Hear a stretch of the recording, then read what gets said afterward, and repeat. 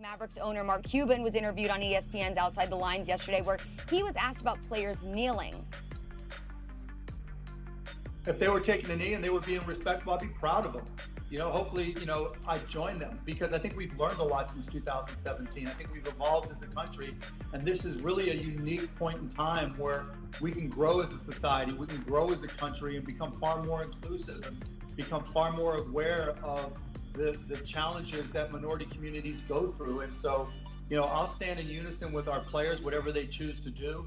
But, again, when our players in the NBA, do what's in their heart, what they feel, represents who they are, and look to move this country forward when it comes to race relationships, I think that's a beautiful thing, and I'll be proud of them.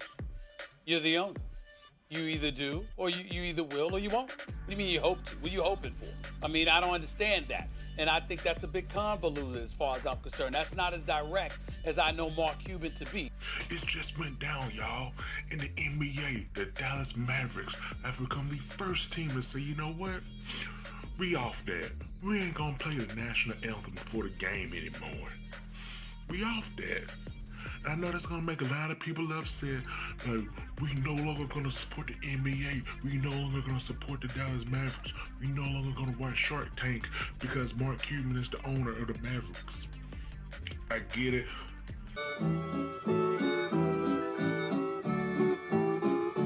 We hear lots of talk today up and down life's broad highway about whether Hitler died in old Berlin.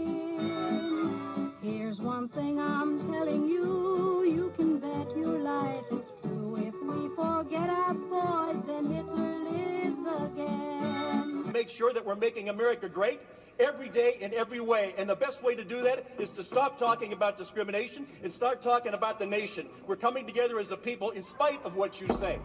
Thank you, gentlemen. I yield back. Gentleman's time has expired. Members are reminded to address their remarks to the chair. The gentleman from Texas reserves, the gentlelady from California. Thank you very much.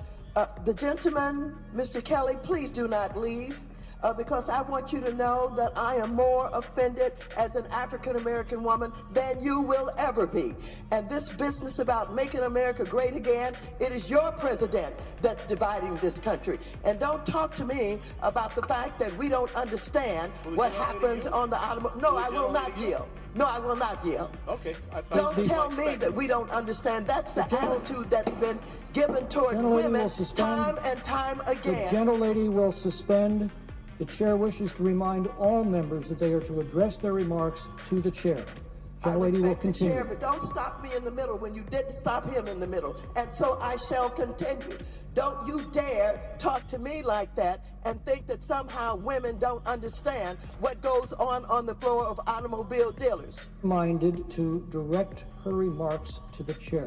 The gentlelady will continue in order. I will continue to do that. However, I don't appreciate that you did not interrupt him when he was making those outrageous remarks about him knowing more about discrimination than I know about discrimination. I resent that, and I resent the remark about making America great again. He's down here making a speech for this dishonorable president of the United States of America. Having said that, I reserve the balance of my time, and no, I do not yield not 1 second to you. Not 1 second. Not 1 second to you. Hitler lives. If we hurt our fellow men, Hitler lives.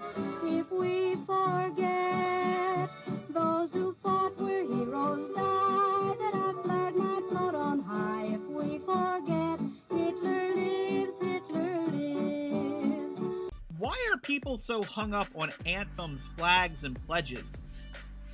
Why? It's something with America where it basically seems like as soon as we fought the Nazis, we're like, hey, they're doing some nationalistic stuff. We gotta copy that. We gotta get in on that. People in positions of power, and we all know there's an enormous overlap there, now feel emboldened to say things like that. And some of them, it's what they really mean. Many of them, it's just the new safe place to be. It used to be safe to say, no, everyone has to stand. Now it's safe to say that. I think that applies a little less to Cuban than it does to some others. But more importantly, Stephen A., what I'm primarily interested in is not what's in people's hearts. Same people who upset about the national anthem not being played with the Mavericks anymore, that's what I want y'all to do. Every day before y'all go to work, play the national anthem in your car, and right before you get to work, play the national anthem there. Why don't you start doing that? If you upset with the Mavericks not doing it anymore, you start playing every day you get to work. Let's do that. Is your memory so